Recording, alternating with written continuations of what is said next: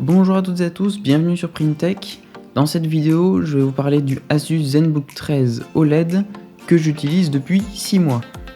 Alors pour ceux qui ne connaissent pas, la gamme ZenBook chez Asus, c'est une gamme premium. C'est généralement des ordinateurs assez fins, légers et bien finis. Le but est de proposer une bonne expérience à l'utilisateur, avec des machines qui seront dédiées à la productivité et à un usage quotidien. Les objectifs de l'ordinateur sont qu'il soit utilisable au quotidien et toute la journée, donc il faut que vous puissiez le prendre au travail et travailler sans vous arrêter, sans avoir aucun souci. Il faut qu'il soit transportable, donc qu'il puisse être transporté facilement dans une main ou dans un sac et être trimballé toute la journée, par exemple dans une salle de classe ou dans un amphithéâtre. Il faut qu'il soit simple à déplacer et qu'il soit relativement performant. Là, ça va beaucoup dépendre de votre cas d'usage, mais il faut que l'ordinateur puisse fonctionner globalement sans souci et puisse correspondre à une grande partie des besoins. Cet ordinateur dispose d'un port HDMI et de 2 ports USB-C. Sur les versions avec processeur Intel, ce sera de l'USB-C Thunderbolt 4 qui sera disponible, mais sur une version AMD, le Thunderbolt étant une technologie Intel, ça n'y sera pas présent. Et puis vous aurez aussi un port micro SD et un port USB type A, qui est le port type classique. Le gros atout de cette machine, c'est son écran OLED qui a de très belles couleurs, un contraste qui est très bon, puisque l'OLED a un contraste infini. Il a aussi une bonne luminosité, c'est pas le meilleur, les écrans LED peuvent avoir une meilleure luminosité, par contre il se défend plutôt bien. Il y a aussi le numpad qui est le pavé numérique dans le pavé tactile. Au lieu d'avoir un pavé numérique physique avec des boutons, il est intégré au pavé tactile, ce qui fait que on gagne de la place. On peut avoir un pavé numérique sur cet ordinateur malgré sa taille assez réduite, et en plus c'est assez simple à l'usage et ça peut s'utiliser assez facilement. Il y a aussi la charnière ErgoLift qui permet de surélever l'ordinateur pour mieux écrire et avoir une meilleure ventilation, ce qui fait que l'écran va surélever l'ordinateur de quelques millimètres. Et puis on a un son de bonne qualité de chez Harman Kardon.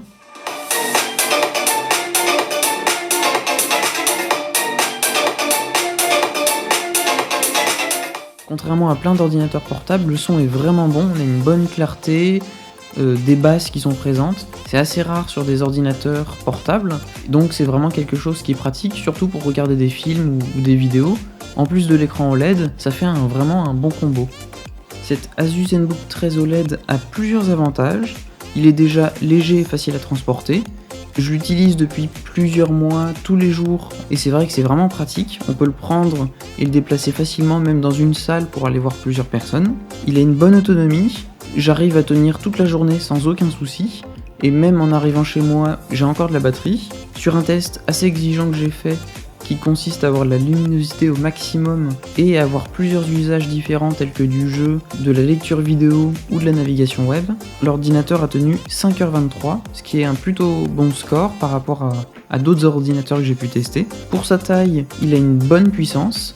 J'ai fait quasiment tout dessus, y compris mes montages vidéo et un petit peu de jeu. Par contre, dès lors qu'on va vouloir réellement jouer à des gros jeux vidéo, là, il va plus du tout suivre, notamment à cause de la carte graphique qui n'est qu'une Vega 8, qui est pas extrêmement performante. Il a aussi la reconnaissance faciale. Alors, je sais pas si c'est un point fort ou un point faible en ce moment, mais ça reste quelque chose de pratique. Il a aussi un fonctionnement silencieux. Si on n'est pas sur secteur, il va fonctionner sans faire de bruit, si bien sûr on a configuré le système de ventilation. Et puis, un autre truc qui est sympa, même si c'est pas forcément le plus utile, mais c'est l'ouverture à une main. L'ordinateur peut s'ouvrir avec une seule main sans devoir tenir le bas de l'ordinateur. C'est plus un gadget, mais c'est pratique au quotidien et si on l'a pas, on s'en rend compte. Par contre, sur les points faibles, il manque un capteur d'empreinte digitale. Ça serait pratique en ces temps de pouvoir déverrouiller l'ordinateur sans devoir enlever son masque ou mettre un mot de passe. Il y a aussi la dalle qui est brillante. C'est un gros souci lorsqu'on a du soleil ou une forte luminosité. On est obligé de mettre la luminosité de l'écran au maximum ou